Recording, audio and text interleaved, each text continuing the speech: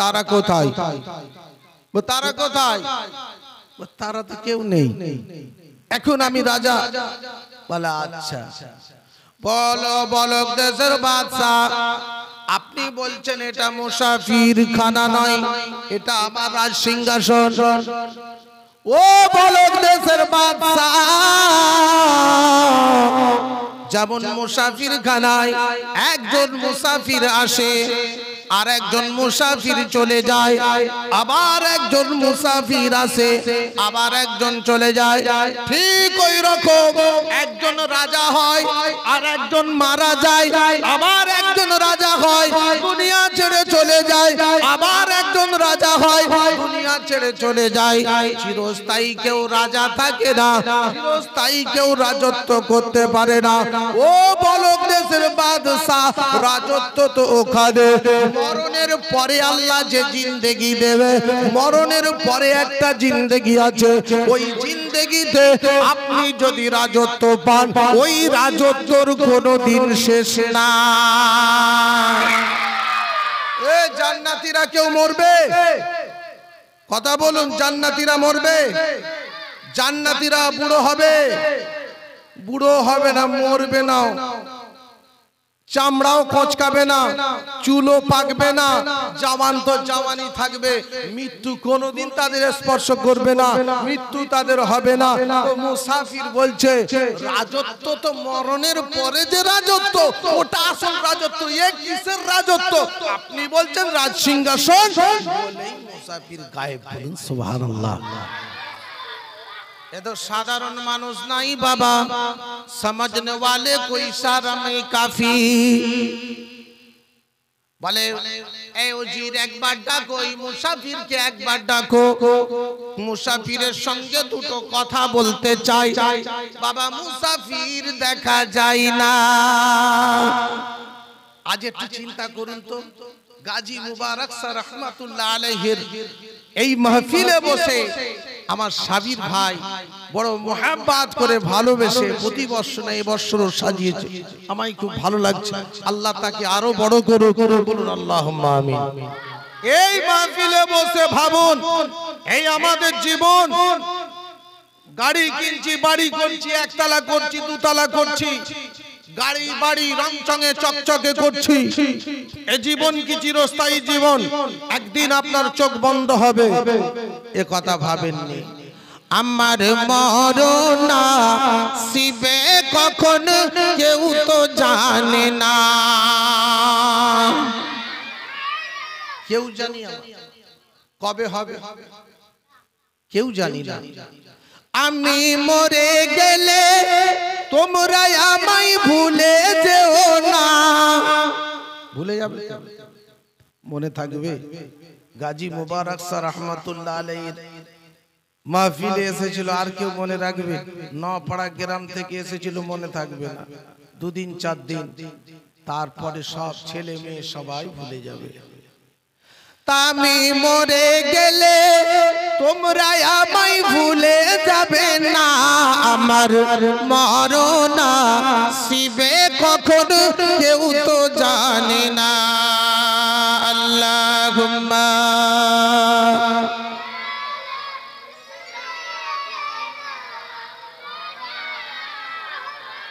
ওয়ালা আলি।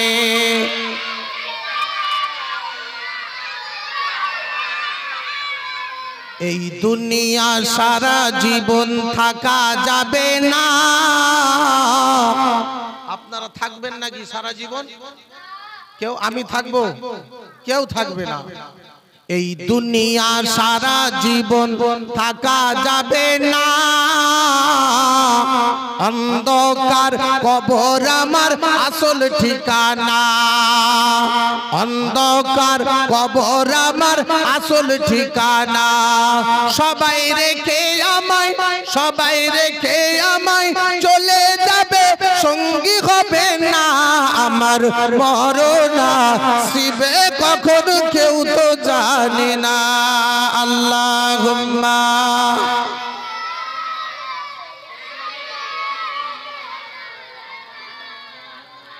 ওয়ালা আলি। ভাই যে কথা বলছিলাম এটা বলে আমি আবার ওই ঘটনায় যাব। গাজী মুবারক শাহ রহমাতুল্লাহর কথা বলবো।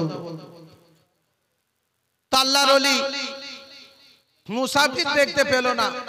এই মুসাফির আর মুসাফির আছে। আল্লাহর ওলি ইব্রাহিম বিন আদহাম রাহমাতুল্লাহ আলাইহি বলছে, নেতা মন্ত্রীরা, এই ওজির শোনো, আমি বলক দেশের আর বাদশা থাকবো না। বলো না সুবহানাল্লাহ। কথা কলিজায় ধাক্কায় এমন দিয়েছে, কলিজায় এমন আঘাত মেরেছে, বলছে আর এই বলক দেশে বাদশাহী আমি করব না।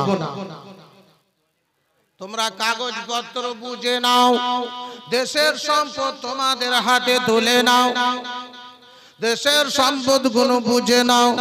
আল্লাহকে খুশি করার জন্য, আল্লাহ পাবার জন্য, জান্নাত পাবার জন্য, আখিরাতের বাদশাহী হাসিলের জন্য আল্লাহর ওলি বলক দেশের সমস্ত দায়ী দায়িত্ব সুখে দিয়ে, দেশের জনগণকে বুঝিয়ে দিয়ে, সব নেতা মন্ত্রীদের বুঝিয়ে দিয়ে, হুজুর নাজিরদের ডেকে সব কিছু দিয়ে আল্লাহ পাওয়ার জন্য, আল্লাহকে খুশি করার জন্য ইরাকের জঙ্গলে চলে যায়। কোথায় যাচ্ছে? ইরাকের। এই বাচ্চাই আসার জায়গা এটা নেই বাবা, দুনিয়াটা কান্নার জায়গা। দুনিয়াটা কি? দুনিয়াটা যত কাঁদবে কি হবে? তত যত মৃত্যুকে স্মরণ করবে তত কি হবে? যে মরণ আমার হবে।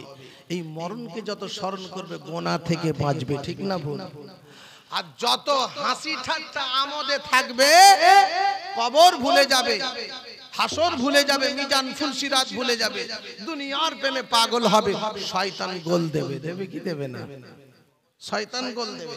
আর যত কাঁদবে, হাসো কম কাঁদো বেশি। আল্লাহ ওয়ালারা হেসেছে কম, কেঁদেছে বেশি। রাতের অন্ধকারে আল্লাহর কাছে হাত উঠিয়ে কেঁদেছে সবাই। আল্লাহ ওয়ালারা ঘুমাই না, আল্লাহ ওয়ালারা দুটো হাত তুলে কেঁদেছে।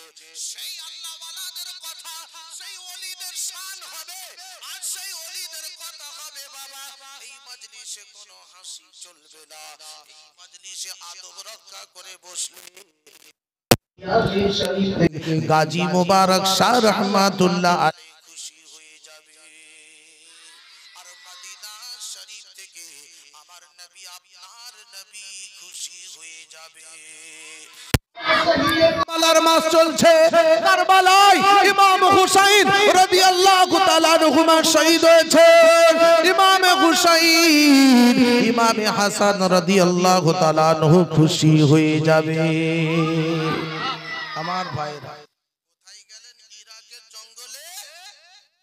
আর ইরাকের জঙ্গলে গিয়ে দেখছে ওনার থেকে আগে আরেকটা ব্যক্তি বসে জিকির করছে আল্লাহু আল্লাহ, আল্লাহু আল্লাহ, আল্লাহু আল্লাহ, আল্লাহু আল্লাহ, আল্লাহু আল্লাহ, লা ইলাহা ইল্লাল্লাহ, লা ইলাহা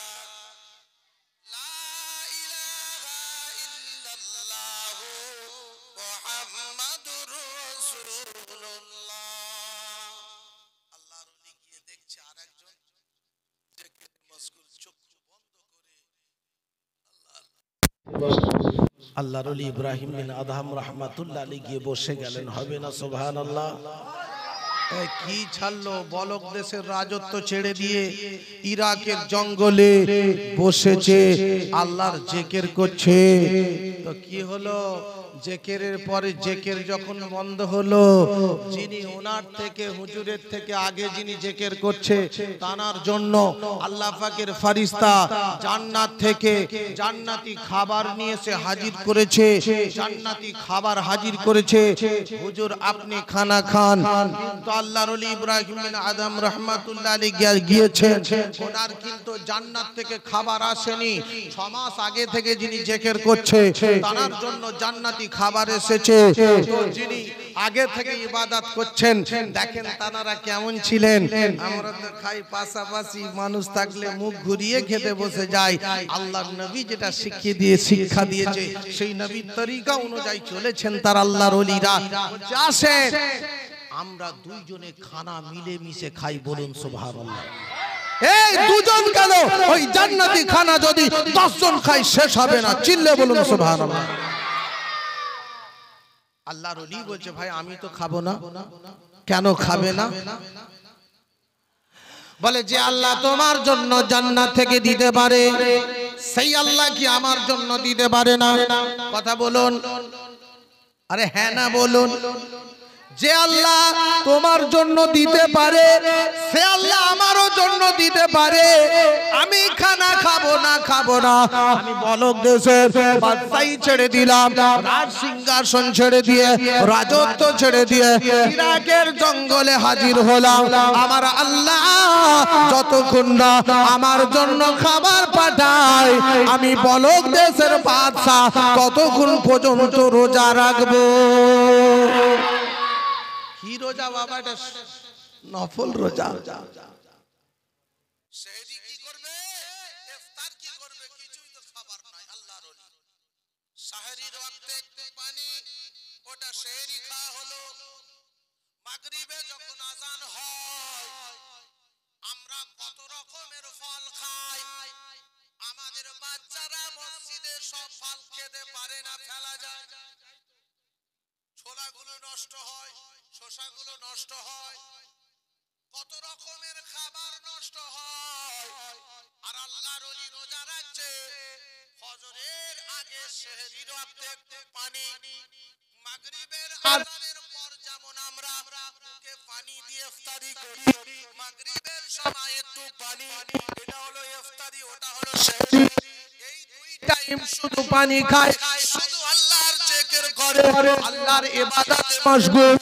একদিন হলো খাবার জান্নাতি এলো না, দুদিন হলো খাবার এলো না, 3 দিন হলো খাবার এলো না, 4 দিন হলো খাবার পেলো না, 5 দিন হলো খাবার পেলো না, 6 দিন হলো খাবার পেলো না, 7 দিন হলো আমার আল্লাহ জান্নাত থেকে স্পেশাল খাবার ফারিস্তার মাধ্যমে পাঠিয়ে দেয়। তকবীর দেন, নারে তকবীর, নারে তকবীর, নারে রিসালাত, নারে রিসালাত, নারে তকবীর, নারে রিসালাত, নারে তকবীর। জান্নাত থেকে কি খাবার এলো? স্পেশাল খাবার। 7 দিন লাগলো, 7 দিন পরে আমার আল্লাহ যখন জান্নাতি খাবার পাঠিয়েছে, পাশাপাশি দুটো খাবার। যে আগে থেকে ইবাদত করছে, আল্লাহর ইবাদতে মশগুল, তার থেকে স্পেশাল খাবার। প্রশ্ন উঠবে না? প্রশ্ন হলো, এ আল্লাহ আমার থেকে ভালো খাবার, আমার থেকে স্পেশাল খাবার আল্লাহ তুমি দিয়েছো, এটা আমি কারণ জানতে চাই। আমার এত সুন্দর খাবার, আমার জান্নাত থেকে স্পেশাল এত খাবার আসেনি, যে খাবারটা তুমি পাঠিয়েছো। আমার আল্লাহ ওলিদের সঙ্গে ইলহামের দ্বারা কথা বলতেন। ইলহাম হলো গায়বী আওয়াজ। আর নবী রাসূলগণের, নবীদের কাছে, রাসূলদের কাছে, রাসূলগণের কাছে আমার আল্লাহ পাক ওহী পাঠাতেন, ওহীর মাধ্যমে জানতেন। আর ওলিগণের কাছে আমার আল্লাহ পাক ইলহাম দ্বারা জানিয়ে দিতেন। আমার আল্লাহ জানালেন, ও আমার ওলি বান্দা, ও আমার মাহবুব বান্দা, ও আমার ওলি বান্দা, তুমি তো একজন সাধারণ মানুষ, তুমি তো একজন সাধারণ বাড়ি থেকে এসেছো, কিন্তু আমার ওই যে বান্দা আমাকে পাওয়ার জন্য আখিরাতের বাদশাহী হাসিলের জন্য পলক দেশের রাজ সিংহাসন ছেড়ে দিয়ে, বিবি বাচ্চা ছেড়ে দিয়ে, ঘর সংসার সব ত্যাগ করে, দুনিয়ার লোভ লালসা সোনা দানা ঠেলে সরিয়ে দিয়ে আমাকে পাওয়ার জন্য, আমার সন্তুষ্টির জন্য আজ কেমন আমার কাছে এসেছে, ইরাকের জঙ্গলে এসে গেছে আমার সন্তুষ্টির জন্য। আমি আল্লাহ, আমার বান্দা যেমন দুনিয়ায় বাদশা ছিল, দুনিয়ায় স্পেশাল ছিল, আমি আল্লাহ স্পেশাল করে আমার বান্দার জন্য জান্নাত থেকে খাবার দিয়ে দিলাম। আমার বান্দার জন্য স্পেশাল খাবার, দুনিয়া তো স্পেশাল, মরণের পরে স্পেশাল রাখবো, জান্নাত তো স্পেশাল রাখবো। জোরে বলুন সুবহানাল্লাহ। তো বাবাজিরা এটা বোঝানোর জন্য বললাম যে দেখেন আল্লাহর ওলি যারা হয়েছেন তারা দুনিয়ার দৌলতকে লাঠি মেরে সরিয়ে দিয়েছে। দুনিয়ার লালসা তাদের ছিল না, দুনিয়ার লালসা ত্যাগ করেছে বলে তারা আল্লাহর দোস্ত হতে পেরেছে। বলুন না সুবহানাল্লাহ।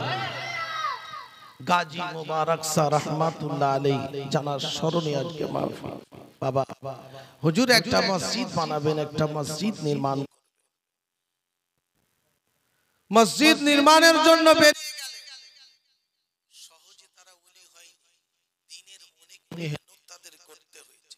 যেমন জামান দাদা হুজুর রহমাতুল্লাহ আলাইহি জেলায় জেলায় ঘুরেছেন, মেহনত করেছেন, জলসা জুলুস করেছেন, মানুষকে তালিম দিয়েছেন, দ্বীন শরীয়তের শিক্ষা দিয়েছেন, কোথা মাদ্রাসা প্রয়োজন মাদ্রাসা করে দিয়েছেন, কোথা মক্তব প্রয়োজন কোথা মসজিদ প্রয়োজন, বাবারা একটা মসজিদ বানাও, বাবারা একটা মাদ্রাসা বানাও। তদ্রুপ গাজী মোবারক শাহ রহমাতুল্লাহ আলাইহি তিনিও সেই সময় দ্বীনের মেহনত করেছেন, দ্বীনের ফিকির করেছেন, মসজিদ গড়ে তোলার জন্য তিনি এদিক ওদিক সেদিক ছোটাছুটি করছে কি করে মসজিদটা বানাবো। আর ডাকাতের সর্দার বাড়িতে হামলা করেছে। ডাকাতের সর্দার, ডাকাতেরা বলল গাজী মোবারক শাহ রহমাতুল্লাহ আলাইহি এই গাজী সাহেবের বাড়িতে এমন কোন সোনা দানা পেল না, এমন কোন টাকা পয়সা পেল না, এমন কিছু না পাওয়ার জন্য এরা আলোচনা করলো, কিছুই তো পেলাম না, কিছুই তো পাওয়া গেল না, কি করা যায়? চলো চলো চলো চলো, এই বাড়িতে যে সুন্দরী মহিলা আছে এই সুন্দরী মহিলাটাকে আমরা নিয়ে চলে যাব, এই সুন্দরী মহিলাটাকে কোথাও আমরা বিক্রি করে দেব। এই সুন্দরী মহিলাটাকে যদি বিক্রি করা যায় বহু টাকায় আমরা পেয়ে যাব, অনেক টাকার মালিক আমরা হব, আমরা সকলে ওই টাকাগুলো ভাগ করে নেব। এই না যুক্তি করে বাড়ি থেকে গাজী সাহেবের বিবিকে ওই বাড়ি থেকে গেটকে ভেঙে দরজাকে ভেঙে জোর করে আল্লাহ ওয়ালি বান্দিটাকে জোর জবরদস্তি নিয়ে চলে যায়। আল্লাহর নেক বান্দিটাকে জোর জবরদস্তি নিয়ে চলে যায়। আমার আল্লাহ কি কোন নেক বান্দা বান্দির উপর যখন জুলুম হয়, যখন অত্যাচার হয়, আমার আল্লাহ কি গায়বী মদদ দিয়ে তাদের হেফাজত করে না? করে তো। আল্লাহ সাহায্য আছে, তোমরা যদি মুমিন হও আল্লাহ সাহায্য আসবে। আসবে কি আসবে না? যদি তোমরা মুমিন হও আল্লাহ সাহায্য অবশ্যই অবশ্যই আসবে। এবার নিয়ে চলে যাবে, বোঝাই ডাকাতের দলের আসো, তোরা তো আমাকে নিয়ে চলে যাবি, আমি তো চলে যাব, আমি তো নিরুপায়, তোরা এতজন মানুষ কোথা নিয়ে যাবি জানি না, আল্লাহ কি ভাগ্যে রেখেছে জানি না, আল্লাহ কি কপালে রেখেছে জানি না। এই ডাকাতের দল সন্তরা, আমি তো চলে যাব, আমাকে 2 রাকাত নামাজের সময় দেওয়া হোক। বলুন সুবহানাল্লাহ। আর যে কথা ইমামে হুসাইন কারবালায় দাঁড়িয়ে বলেছিলেন, এই এজিদের দল এ সীমাত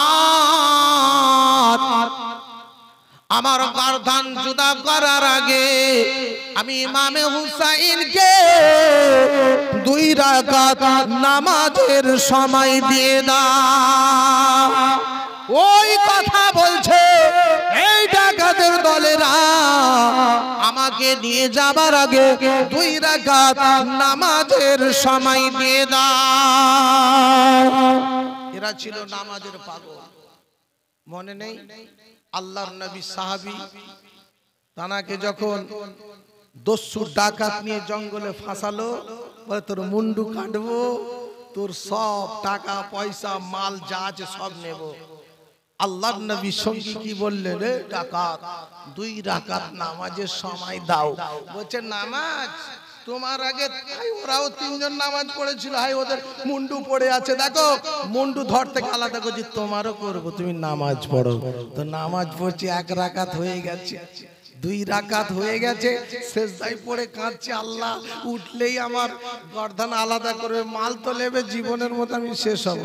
আল্লাহ কি করলো? ফারিস্তা পাঠালো। ফারিস্তা এসে আওয়াজ দিল, ডাকাতের হাত থেকে তলোয়ার পড়ে গেছে, এই তলোয়ারটা তুলে নিয়ে আল্লাহর ফারিস্তা দস্যু ডাকাতের গর্দানে মেরেছে, তো গর্দান জুদা হয়ে গেছে। নামাজিকে তুলছে, নামাজি ওঠো, তোমার দুশমনকে শেষ করে দিয়েছি। বলুন সুবহানাল্লাহ। মনে নেই? ভুলে যাচ্ছ?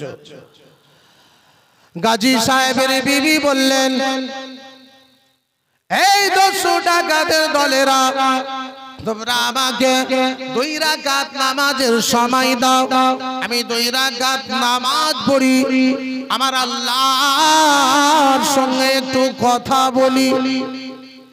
ডাকাতরা বলল, আমরা এতজনা মানুষ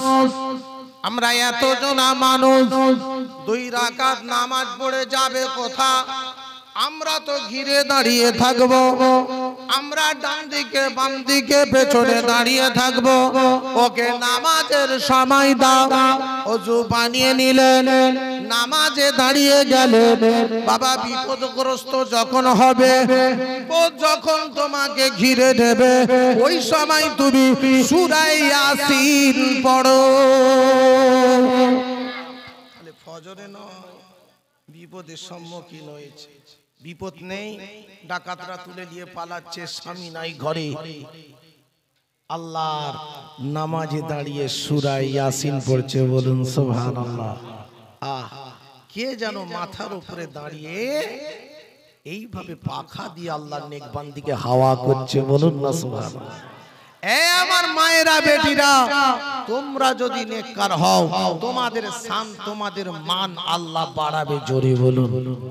তোমরা যদি পর্দায় থাকো, তোমরা যদি পরচর্চা পরনিন্দা থেকে দূরে সরে আসো, তোমরা যদি কোরআনের সময় দাও, তোমরা যদি তাসবিহের সময় দাও, সিরিয়ালের সময় ত্যাগ করে আল্লাহর কোরআনে যদি সময় দাও, নামাজে যদি সময় দাও, তাহলে আল্লাহ তোমাদের পরিবর্তন করে গাজী সাহেবের বিবির মতো নেককার করে কঠিন বিপদের সম্মুখীন হবে আমার আল্লাহ কুদরতি মদতে তোমাকে বাঁচিয়ে নেবে। বলুন সুবহানাল্লাহ। এই আমার মা বোনেদের পরিবর্তন হবে, এই কথা শুনে গাজী মুবারক স্যার রাহমাতুল্লাহ আলাইহি শানে এই মাহফিল, আজকে এই কথাগুলো শুনে আমার মা বোনেরা যেন পরিবর্তন হয়। বলো আল্লাহুম্মা আমিন। আমার ভাই দোস্তরা, কে যেন হাওয়া করছে, কে যেন হাওয়া করছে। 1 রাকাত নামাজ হলো, সূরা ফাতিহার পরে সূরা ইয়াসিন পড়লো, 2 রাকাত নামাজের নিয়ত করে দাঁড়ালো, আবার 1 রাকাত নামাজ বাকি আছে, 1 রাকাত হলো, 1 রাকাত বাকি। রুকু করে সাজদা করে, রুকু সাজদার তাসবিহ পড়ে আল্লাহু আকবার বলে দাঁড়িয়ে আবার তাহরিমা বেদে সূরা ফাতিহা আলহামদুলিল্লাহি রাব্বিল আলামিন এই সূরাটি পড়ে নিয়ে আবার একটি সূরা দিয়েছে। আল্লাহর নেক বান্দির মাথায় যেন উপর থেকে কে যেন হাওয়া করে, কে যেন হাওয়া করছে। ডাকাতের যিনি সরদার ছিল, বলছে যা ভুল করার করেছি। বলবেন না সুবহানাল্লাহ। আল্লাহ কেমন পরিবর্তন করে, যিনি সরদার, যিনি সকলের উপরে, যিনি পাওয়ারফুল, তিনার মনটা পরিবর্তন। বলছে শুন, আল্লাহ ওয়ালার বাড়ি থেকে আমরা যা ভুল করে ফেলেছি, এক কাজ করো, এই যে এত বড় আল্লাহর নেক বান্দি, কে যেন হাওয়া করছে, কোনদিন এই রকম আশ্চর্য ঘটনা দেখি না। কারামাতে আউলিয়ায়ে হাক্কুন, ওলিদের কারামাত সত্য। জোরে বলুন সুবহানাল্লাহ। জীবনে এই রকম দৃশ্য দেখি না। আমার দলবল শোন, এক কাজ করো, আল্লাহর নেক বান্দি নামাজ শেষ করুক। ওর নামাজ শেষ করলে সুসম্মানে যে বাড়ি থেকে এনেছি ওই বাড়িতে আমরা রেখে আসবো।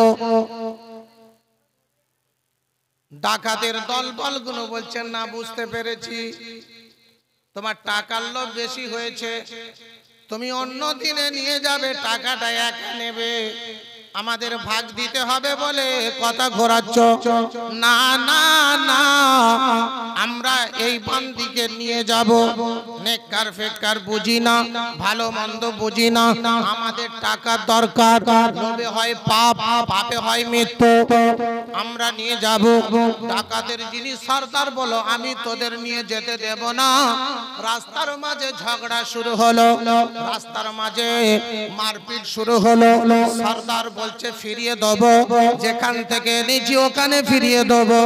আর তার চালা চামটা সাথী সঙ্গী যারা ছিল, ওদের দল বেশি, সরদার তো একা, ওরা সবাই এক হলো। সরদারের বিরুদ্ধে কি করলো? যুদ্ধ ঘোষণা করলো। সরদারের বিরুদ্ধে সবাই তলোয়ার তুললো। সরদার বলে নেককার বান্দিটাকে আর একটা পা উঠাতে দেব না। সরদার বলে যা ভুল করার করেছি, জীবন দিতে হয় দিয়ে দেব, আল্লাহর নেক বান্দির বিরুদ্ধে কোনো কাজ করব না।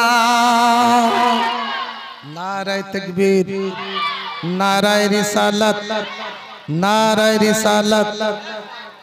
বাবা বলছে এক কাজ বলে না, কোনো কথা না, সবাই একদিকে, সরদার একদিকে, সবাই মিলে সরদারকে মারলো গর্দানে তলোয়ার, মুন্ডুখানা আলাদা করে গর্ত খুললো, জানা যাও নেই, কিছু নেই, বলে পুঁতে দে, পুঁতে দে। টাকার লোভ দুনিয়াতে এমন। আর প্রথমে আমি বুঝিয়েছি আল্লাহর ওলি ইব্রাহিম আদহাম রহমাতুল্লাহ আলাইহি দুই পা দিয়ে ঠেলে লাথি মেরে বলক দেশের রাজত্ব ছেড়ে দিয়ে ইরাকের জঙ্গলে আল্লাহর ইবাদতে মশগুল হলো। তো আল্লাহ জান্নাত থেকে খানা পাঠালো, বলুন সুবহানাল্লাহ। আর এই ডাকাতগুলো টাকার জন্য, টাকা বাড়ানোর জন্য, অর্থ বাড়ানোর জন্য নেকি আর গোনা দেখলো না, কোনটা নেক কাজ, কোনটা গোনার কাজ, কোনটা পাক, কোনটা না পাক, কোনটা জায়েজ, কোনটা না জায়েজ, কোনটা হারাম, কোনটা হালাল, সেটাও দেখলো না। একটাই দেখেছে, টাকা কামাতে হবে, সাথে সুদে ব্যবসা হলেও কোনো অসুবিধা না। টাকার নেশায় পড়ে গেছে, তাতে যদি সুদ খাটাতে হয় ওর জন্য অসুবিধা না, সুদ খাটাবে কিন্তু টাকা বাড়াবে। এই লোভটা দুনিয়াতে খারাপ, এই লোভটা আমাদের ত্যাগ করতে হবে, তবে আল্লাহর নেক বান্দা হওয়া যাবে। যে কথা বললাম, বাবা গাজী সাহেবের বিবিকে ওই ডাকাতের সরদারকে মেরে দিয়ে ওই জায়গাতে পুঁতে দিয়ে, আর সমস্ত ডাকাতগুলো ওখান থেকে নিয়ে চলে গেল একটা জায়গায় দিয়ে, কিছু টাকা পয়সা দিয়ে তারা চলে এলো, টাকা পয়সা ভাগ করে নিল, টাকা পয়সা যে যার নিয়ে নিল। এখানে বোঝার বিষয়, আমার আল্লাহ নেককার বান্দীদের কেমন হেফাজত করে, নেককার বান্দীদের আমার আল্লাহ কেমন রক্ষা করে, বিপদ আপদ মুসিবত থেকে আমার আল্লাহ পাক কেমন বাঁচিয়ে দেয়। ওখান থেকে ওরা পয়সা নিয়ে, টাকা নিয়ে হাজির হলো আল্লাহর ওলিদের কাছে। ইলহাম দ্বারা আমার আল্লাহ সব জানিয়ে দেয়। আল্লাহর ওলি জানতে পারলেন ডাকাত এই ঘটনা আমার বাড়িতে ঘটিয়ে দিয়েছে, আমার বিবিকে তুলে নিয়ে চলে গিয়েছে, আমার বিবিকে অমুক জায়গায় রেখেছে। গায়েবের খবর আমার আল্লাহ পাক ওলিদের জানিয়ে দেয়। কিছু গায়েব আছে আল্লাহ কারো জানায় না, কিছু গায়েব নবী রাসূলকে আল্লাহ জানিয়ে দেয়, কিছু গায়েব ওলি দিগকে জানিয়ে দেয়, কিছু গায়েব সাধারণ মানুষকেও জানিয়ে দেয়। বলুন সুবহানাল্লাহ। এই জেনে গেলেন, জেনে সব টাকা পয়সা নিয়ে হাজির। ইনি ভাবছে যে আমাকে আর এখান থেকে নিয়ে যাবার মতো কেউ নাই। জীবনে মনে হয় স্বামীর ঘর দেখতে পাবো না, জীবনটা এখানেই দিয়ে দেবো, জীবনটা এখানে শেষ হবে। মনে হয় স্বামীকে দেখতে পাবো না। আজ যে পজিশনে পড়ে গেছি, আল্লাহ বলছে বান্দিরে একটু অপেক্ষা করো, বান্দিরে আমার রহমতের আশা করো, আমি আল্লাহ তোমার সব পাইয়ে দেবো। দুনিয়ায় এই এরা তোমাকে ক্ষতি করার জন্য যা চেষ্টা করেছে, এদের চেষ্টা বিফল হবে, এদের চেষ্টার কোনো দাম নেই, এদের সমস্ত চেষ্টা দুর্বল। আর আমি আল্লাহর কুদরত যখন কাজ হবে, হক প্রতিষ্ঠিত হবে, না হক ছুটে পালাবে। আল্লাহর ওলি গিয়ে হাজির হলেন, আওয়াজ দিচ্ছে, নাম ধরে ডাকে, নাম ধরে ডাকে। অঘর ঘরে ঘুমিয়ে গেছে, বহু চিন্তায় আছে, কি হবে আল্লাহ, কি হবে আল্লাহ, তুমি আমাকে রক্ষা করো, তুমি আমাকে বাঁচিয়ে দাও। বাবা গাজী সাহেবের আওয়াজ যখন কানের মধ্যে ভেসে ভেসে যায়, একটু একটু মনে হয় এই আওয়াজটা কার? এই আওয়াজ মনে হয় আমার প্রাণ প্রিয় স্বামী ছাড়া আর অন্য কারো না। এই আওয়াজ তো আমার পরিচিত। গিয়ে হাজির হলো, টাকা দিয়ে পয়সা দিয়ে। বলে এই কাজ কে করেছে? বলছে আমার কাছে এত টাকা নিয়ে গেছে, এত টাকা আপনি আমাকে দিয়ে দেন। এত টাকা দিয়ে দিল, এত টাকা দেওয়ার পরে ওখান থেকে নিয়ে এসে কোথা হাজির হলো? এ বাবা, যেখানে সেই ডাকাতকে, ডাকাতের সর্দারকে মেরেছিল, যে ডাকাতের সর্দার আল্লাহর নেকবান্দির জন্য, নেকবান্দির পক্ষে লড়াই করেছিল, যে এই নেকবান্দিকে এখান থেকে একটা পা হাঁটাতে দেব না, জীবন দিতে হয় দিয়ে দেবো। তোমরা একদিকে, আমি একা একদিকে, ডাকাতের সর্দার একদিকে, সব দলবল একদিকে। ডাকাতের গর্দানে মারলো একটা তলোয়ার, মুন্ড আলাদা, ধড় আলাদা, মাটিতে পুঁতে দিয়ে যেখানে রেখে গিয়েছিল। বাবা আল্লাহর ওলিদের কারামাত সত্য। ওই জায়গায় দাঁড়িয়ে দুইজনে দোয়া করলেন, রব্বে আল্লাহ, চোখের পানি ছেড়ে ওই জায়গায় দাঁড়িয়ে দোয়া করলেন, আল্লাহ এই মানুষ, এই ডাকাতে সর্দার আমার পক্ষে লড়াই করে, হকের পক্ষে লড়াই করেছে। আল্লাহ জীবনের মতো শেষ নিঃশ্বাস ত্যাগ করে এই জমিনে পোতাছে। আল্লাহ তুমি কি পারো না? আল্লাহ অবশ্যই অবশ্যই তুমি পারো। এই মৃতকে জীবিত করে দাও। এই মৃত ডাকাতটাকে আল্লাহ তুমি জীবিত করে দাও। যে মৃত ডাকাতটা আমার ইজ্জত বাঁচানোর জন্য, আমাকে বাড়ি ফিরিয়ে নেওয়ার জন্য এত চেষ্টা করেছে, কিন্তু সে একা লড়াই করতে পারে না, না পেরে জীবন দিয়ে দিয়েছে। হে রব্বে আল্লাহ, একে তুমি মৃত থেকে জীবিত করে দাও। জোরে বলো, আমার আল্লাহ দোয়া কবুল করে, আমার আল্লাহ দোয়াকে কবুল করে এই মৃতকে জীবিত করে দেয়। জোরে বলুন না সুবহানাল্লাহ। আল্লাহর ওলি যেটা মুখ থেকে বলতেন, আল্লাহর নেক বান্দা বান্দিরা যেটা বলেন, আমার আল্লাহ পাক সেটা কবুলিয়াত করে দেয়। জোরে বলুন। কারণ আল্লাহর ওলি গৌসুল আজম, যিনি কি বললেন, হে আল্লাহ তুমি এই মৃতকে জীবিত করে দাও। তো আল্লাহর হুকুমে মৃতকে আমার আল্লাহ জীবিত করতেন। বলুন সুবহানাল্লাহ। আমরা জানি ঈসা আলাইহিস সালাম কোন কবরের সামনে দাঁড়িয়ে বলতো, হে কবরবাসী, আল্লাহর হুকুমে উঠে যাও। তো কবর থেকে মুর্দা উঠে নবী সাল্লাল্লাহু আলাইহি সাল্লামের সঙ্গে কথা বলতেন। বলুন না সুবহানাল্লাহ। তাহলে গাউসুল আজম যিনি সরদার ছিলেন, ফির আউলিয়াদের সরদার, তিনি এক জানাজার ময়দানে অংশগ্রহণ করলেন। আর জানাজার ময়দানে অংশগ্রহণ করেননি, তিনি গ্রামগঞ্জে ঢুকে গেলেন। গ্রামগঞ্জে দেখছে একজন বাচ্চা কাঁদছে। তো গস পাক বলছে, বাবা কাঁদো কেন? সেই বাচ্চাটা বলছে, তুমি যে আমায় বাবু বলো, তুমিও তো বাবু, অর্থাৎ আমারও বয়স যেমন কম, তোমারও বয়স কম, তো তুমি আমায় বাবু বলছো, আমি কাঁদছি কেন তুমি জানো না? আজকে আমার আব্বার জানাজা হচ্ছে, ওই যে অতগুলো মানুষ কাতারে কাতার দিয়ে দাঁড়িয়েছে, আমার বাপের জানাজা হবে। আজ আমার বাপের শেষ দিন, আমার বাপ জমিন ছেড়ে চলে যাচ্ছে, আমি পা ফাড়া হয়ে গেছি, আমি কাঁদবো না তো হাসবো? আমি কি হাসবো? আমি তো কাঁদবো, আমার তো কান্নার দিন। আজ তো আমার বাপ যাচ্ছে, আর তুমি আমায় বলছো কাঁদছো কেন বাবু? বলে আচ্ছা তোমার আব্বা আজকে জানাজা হবে? বলছে হ্যাঁ, আজ আমার আব্বা জানাজা হবে। আমার গস পাক বলছে, বাবা কেঁদো না, তোমার বাপকে ফিরিয়ে দেব। হবে না? সুবহানাল্লাহ। এই গস পাক কি বলছে? তোমার বাপকে ফিরিয়ে দেব। ফেরানার মালিক কে? ফেরানার মালিক আল্লাহ। তো গস পাক বলছে, কেঁদো না বাবা, কেঁদো না, আমি তোমার বাপকে ফিরিয়ে দেব।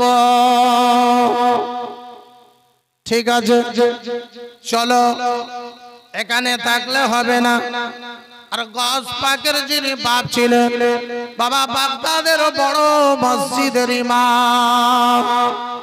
শুধু ইমাম নাই, তিনিও জবরদস্ত আল্লাহর ওলি ছিলেন। তিনি হলেন আমার রাসূলুল্লাহর খানদানের একজন বাচ্চা। খাজা গরিবে নওয়াজকে একই খানদানে জানার মাহফিলে বসেছি। গাজী মুবারক স্যার রহমাতুল্লাহ আলাইহি, সৈয়দ গাজী, আমার রাসূলুল্লাহর খানদানের একটা বাচ্চা। বলুন সুবহানাল্লাহ। বুঝতে পেরেছেন? রাসূলুল্লাহর খানদানের একটা বাচ্চা।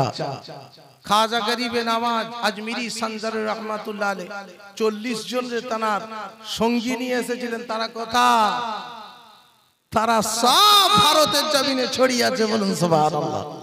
এক একজনে এক এক জায়গায় শুয়ে আছে, পাওয়ার নিয়ে। কি নিয়ে? টাওয়ার নিয়ে।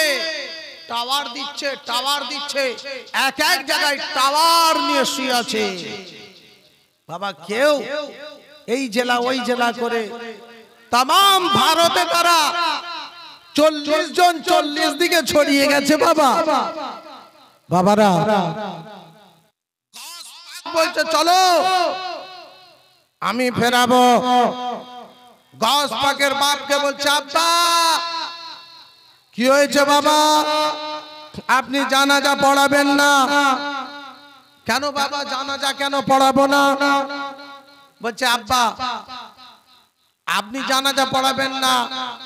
বলে বাবা তুমি কি পড়াবে? বলছে না আব্বা আমি পড়াবো না। তবে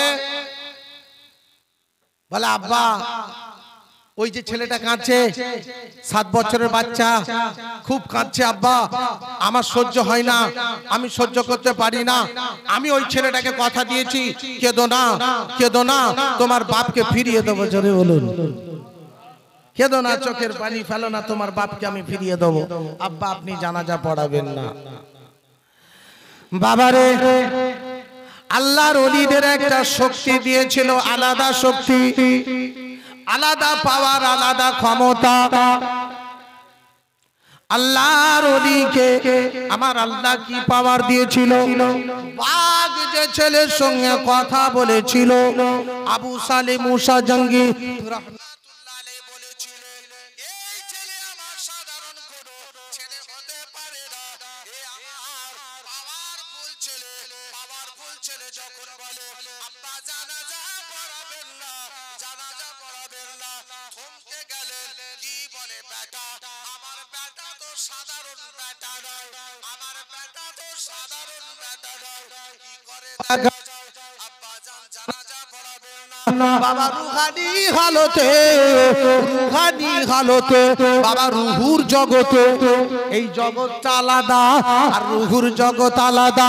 এই রুহের জগতে মালিকুল মউত আজরাইলের সঙ্গে দেখা। রুহের জগতে তুমি কে কে বলছো? বয়স কম হলে কি হবে? রুহের বয়স কম নাই, জোরে বলুন। রুহু একসঙ্গে আল্লাহ বানিয়েছে। আপনি আগে এসেছেন, কেউ পরে এসেছে, পরস্পর পরস্পর। আল্লাহ সমস্ত নবীগণের রূহ, ওলিগণের রূহ, সাধারণ মানুষের রূহ, আমার আল্লাহ রূহগুলোকে বানিয়ে ফেলেছে। বলুন সুবহানাল্লাহ। রূহের জগৎ। এবার তুমি কে? বলে আমি কে তুমি জানো না? বলছে কে তুমি? বলছে আমি মালিকুল মউত আজরাইল আলাইহিস সালাম। আমি জান কবজ করি।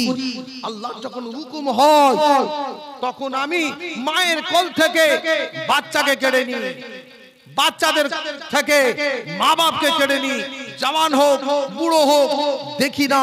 আল্লাহর হুকুম যখনই হয় তখনই আমি এই কাজ করি, রূহ নিয়ে যাই। রূহ কবজ করনে ওয়ালা ফেরেশতা আমার নাম আজরাইল আলাইহিস সালাম। এখন আজরাইল মনে করলো যে আমার নামটা শুনলে মনে হয় ঘাবড়ে যাবে। তো বলার পরে বলে আচ্ছা আপনার নাম মালিকুল মউত আজরাইল আলাইহিস সালাম, তাই তো? বলে হ্যাঁ। নাম শুনেছি, অনেকদিন দেখি না, আজ দেখলাম। আজ আমার মনটা বড় খুশি। তবে আমার নাম কি জানো? বলে কি নাম তোমার? আব্দুল কাদের জিলানী। বলুন সুবহানাল্লাহ। আরেকবার বলুন সুবহানাল্লাহ। বলে আমার নাম আব্দুল কাদের জিলানী। মালিকুল মউত বলছে, আজরাইল আলাইহিস সালাম বলছে তোমার নাম আব্দুল কাদের জিলানী, তো আমি কি করব? বলছে শোনো, তোমার ওই ঝুলিতে কি আছে? বলে আমার ঝুলিতে 11টা আত্মা আছে। কে বলছে? মালিকুল মউত আজরাইল আলাইহিস সালাম বলছে আমার ঝুলিতে 11টা আত্মা আছে। বলে 11টা আত্মা থেকে একটা আত্মা দাও, হবে না? সুবহানাল্লাহ। মালিকুল মউত বলছে সেটা কখনো হয়? এটা কখনো দেওয়া যাবে না, এটা কখনো দেওয়া সম্ভব হবে না। আল্লাহর হুকুমে 11টা আত্মা নিয়ে যাচ্ছে। আমার গাউস পাক বাবা রুহানি হালতে বলছে একটাই আত্মাই আমাকে দিয়ে দাও। আর আজরাইল আলাইহিস সালাম বলছে এটা কখনো সম্ভব নয়, আমি দিতে পারবো না। আমার গাউস পাককে আল্লাহ কি পাওয়ার দিয়েছিল? বয়সটা কম, অল্প বয়স ছিল বাবা। আজরাইলকে বলে ওরে আজরাইল, যদি পাওয়ার থাকে, যদি তোমার শক্তি থাকে, যদি তোমার ক্ষমতা থাকে, যদি তোমার পাওয়ার থাকে, তুমি আমার থেকে তুমি চলে যাও। তুমি আমার থেকে, আমার হাত থেকে ছাড়া যদি পাও তবে তুমি চলে যাও। মালিকুল মউত আজরাইল আলাইহিস সালাম চলে যায়। আর আমাদের গাউসুল আযম যে আজরাইল আগিয়ে যায়, বাবা পেছন থেকে একটা থাবা মেরেছে। এমন থাবা মেরেছে মালিকুল মউত আজরাইল আলাইহিস সালামকে আল্লাহর জমিনে ফেলে দেয়। জমিনে পড়ে গেছে। আল্লাহ কি হলো? আজরাইল, আল্লাহ আগে আমাকে অর্ডার দাও। আল্লাহ তোমার বিনা অর্ডারে তো আমার কারো জান কবজ করার হুকুম নেই। কারণ যদি এমনি এমনি করতো তো নবী ইদ্রিস আলাইহিস সালাম যখন বলেছিলেন আমার আত্মা কবজ করো, আজরাইল কি বললেন? আল্লাহ যদি হুকুম দেয় তবেই করব। বলুন সুবহানাল্লাহ। অতএব আল্লাহ হুকুম দিলেন তখন করলেন। আজরাইল বলছে আল্লাহ আমাকে একটুখানি অর্ডার দাও যে আমাকে জমিনে ফেলেছে আগে ওর আত্মা নেব, তারপর জমা করব। আল্লাহ বলে আজরাইল, এ আজরাইল তুমি একটু অপেক্ষা করো, আমার বন্ধু, আমার দোস্ত, আমার নেক বান্দার সঙ্গে একটু কথা বলি, তারপরে আমি তোমার সঙ্গে কথা বলবো। বাবারে, আমার গস পাক আল্লাহ পাকের দরবারে, এ আমার রব্বে আল্লাহ, আমি কথা দিয়েছি, আমি জবান দিয়ে দিয়েছি, আমি মিথ্যাবাদী হয়ে যাব, আমি আব্দুল কাদের জমিনে মিথ্যাবাদী হয়ে যাব। আল্লাহ পাক এ রব্বে আল্লাহ ওই বাচ্চার আব্বাটাকে জিন্দা করে দাও। ওদিকে আজরাইল বলে আল্লাহ কি করব? আমার আল্লাহ বলে আজরাইল রে, 11টা আত্মা থেকে যে একটাই আত্মা দিয়ে চেয়েছে ওই আত্মাটা তুমি দিয়ে দাও। শক্তিটা কার বাবা? আল্লাহ। সমস্ত শক্তির অধিকারী আমার আল্লাহ।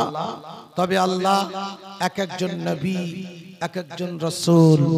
নবী উযাইর আলাইহিস সালামের একটা পাওয়ার, অন্ধকে ছুঁয়ে দিল ভালো হয়ে গেল, কুষ্ঠ রোগীকে ছুঁয়ে দিল তো ভালো হয়ে গেল। এটা কি? আরে ভালো করনে ওয়ালা তো আল্লাহ, এই ছুঁয়াতে ভালো হয়ে যাচ্ছে। আমার নবীর মুজিজা হযরত আলী রাদিয়াল্লাহু তাআলা চোখের কষ্ট কি হলো? চোখের বিমারি আমার রাসূলুল্লাহ থুতু লাগিয়ে দিতে দূর হয়ে গেল। বলুন সুবহানাল্লাহ। এই থুতুর ওসিলায় আমার আল্লাহ দূর করে দিল। বাবারা, আমার দিন দুনিয়ার বাদশা হাবিবুল্লাহ, মক্কার জ্যোতি, মদিনার বাতি, আমিনার নয়নের মনি, আমার নবীর চোখে অসুবিধা, এই চোখটা যেন কষ্ট হচ্ছে, চোখটা যেন জ্বালা জ্বালা করছে। বাপ নাই, মা নাই, কার কাছে বলবে? দাদুর কাছে। দাদু কি বলছে? দাদু ভাই, কালকে সকাল হবে, আমি তোমাকে ডাক্তারখানা নিয়ে যাব, আমি তোমাকে কবিরাজের কাছে নিয়ে যাব, আমি তোমায় হেকিমের কাছে নিয়ে যাব। আব্দুল মুত্তালিব আমার রাসূলকে সঙ্গে নিয়ে এক জায়গায় গেলেন। এখন মসজিদে যারা ইমাম তাদের কাছে আসে কি আসে না? বিভিন্ন এলাকা থেকে মানুষ আসে। কিসের জন্য? তদবিরের জন্য, কোন চিকিৎসার জন্য, ঔষধের জন্য আসে। বহু মানুষ সুস্থ হয়। তদ্রূপ আমার রাসূলকে যখন নিয়ে গেলেন, তো ধরে নেন যেখানে পৌঁছালেন, তিনি আমার রাসূলুল্লাহ চেহারা মোবারক দেখে তিনি গোসল করলেন। হবে না সুবহানাল্লাহ? গোসল করলেন, নতুন পোশাক পরলেন, মাথাটা আঁচড়ালেন, খুশবু লাগালেন।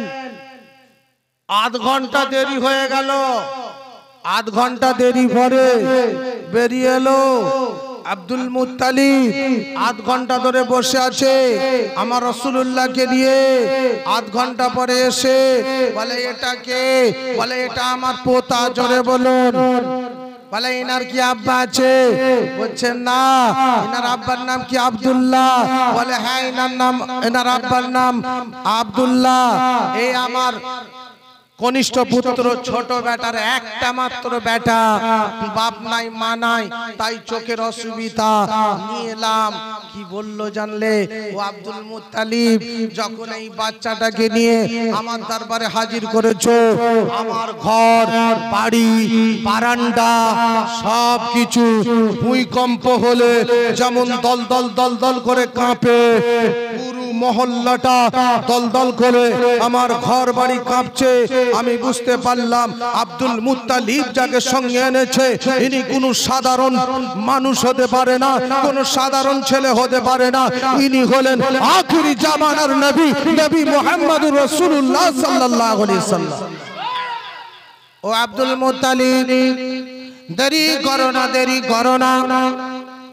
এই যে বাচ্চাটাকে তুমি এনেছো, এই বাচ্চার চিকিৎসা করার এমন কোন ডাক্তার দুনিয়ায় নাই, এমন কোন কবিরাজ নাই, কেউ এর চিকিৎসা করতে পারবে না।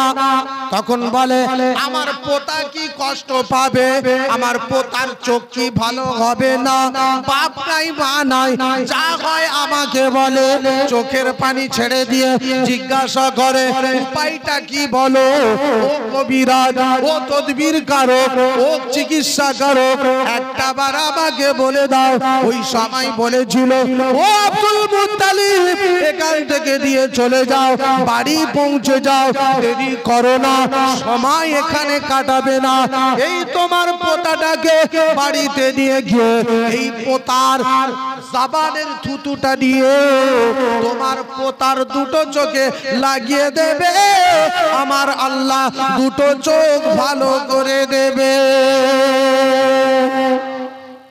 এই থুতুর এত দাম ছিল আমার রাসূলের, হবে না সুবহানাল্লাহ।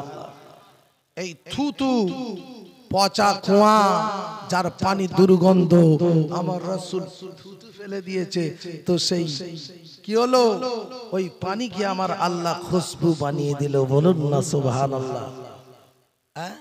আমার নবী থুতুর ওসিলায় একটা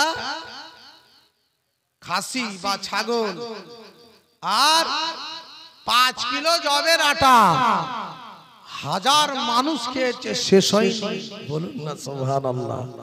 একটুকুনি থুতু, আমরা কেউ থুতু দিলে আর কেউ খাবে বাবা? এই যে তাবারুক হয়েছে, যাই হোক কিছু হয়েছে, কেউ যদি একটু থু করে দেয় আর কেউ খাবে? এই থুতু ফেলে দিয়েছে। কিন্তু আমার রাসূলের থুতুর এত দাম ছিল, আমার রাসূল যখন থুতু ফেলতেন কি ধরে নিত সাহাবা রাদিয়াল্লাহু তাআলা, বলুন না সুবহানাল্লাহ। এই থুতু নিয়ে মস্কে আম্বার ছিল, মস্কে আম্বার ছিল, নবীর গায়ে পসিনা, মস্কে আম্বার ছিল, নবীর গায়ে পসিনা, আমার মোহাম্মদ মুস্তাফার হয় না তুলনা। মশকে আম্বার ছিল, নবীর গায়ে পসিনা, আমার মোহাম্মদ মুস্তাফার হয় না তুলনা। আল্লাহুম্মা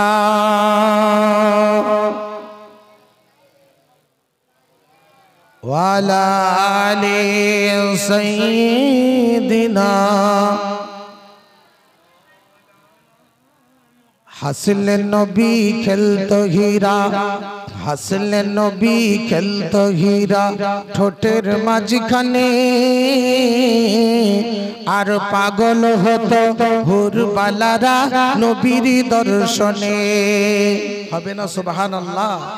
হাসলে নবী খেলতো হীরা, ঠোঁটের মাঝখানে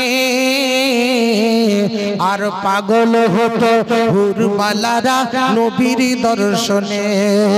ভুজুগল হতে, ভুজুগল হতে ঝরতো ওরে মুক্তার দানা, ভুজুগল হতে ঝরতো ওরে মুক্তার দানা, আমার মোহাম্মদ মুস্তাফার হয় না তুলনা।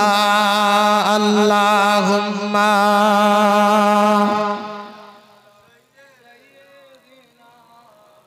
ওয়ালা আলি সাইয়্যিদিনা মাওলানা মুহাম্মদ। লা ইলাহা ইল্লাল্লাহ, লা ইলাহা ইল্লাল্লাহ, লা ইলাহা ইল্লাল্লাহ মুহাম্মাদুর রাসূলুল্লাহ। বাবা আমার নবী বললেন আলা মাদিনাতুল ইলমি ওয়া আলিমুন বাবুহা। নবী বলছেন আমি রাসূলুল্লাহ জ্ঞানের শহর, সেই শহরের দরজা আমার জামাই আলী, হবে না সুবহানাল্লাহ। যে আলী রাদিয়াল্লাহু তাআলা দরজা থেকে ওলি আউলিয়া ছড়িয়ে গেছে, হবে না সুবহানাল্লাহ। জানার জন্য বসেছি হাজী মুবারক শাহ সৈয়দ হাজী গাজী মুবারক শাহ রহমাতুল্লাহ আলাইহি এই আলীর ঘরানা থেকে বলুন না সুবহানাল্লাহ।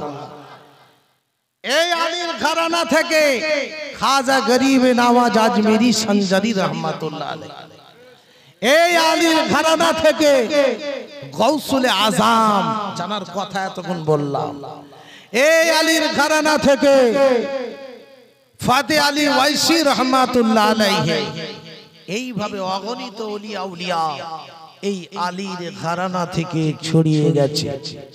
সেই আলীর কাছে প্রশ্ন, তুমি যে জ্ঞানের দরজা, নবী জ্ঞানের শহর, সেই শহরের দরজা তুমি আলী, এই আলী তুমি কি আমার 7 প্রশ্নের জবাব দেবে? হযরতে আলী বলছে শোনো, 7 প্রশ্ন যদি জবাব দিই তো কি পাবো?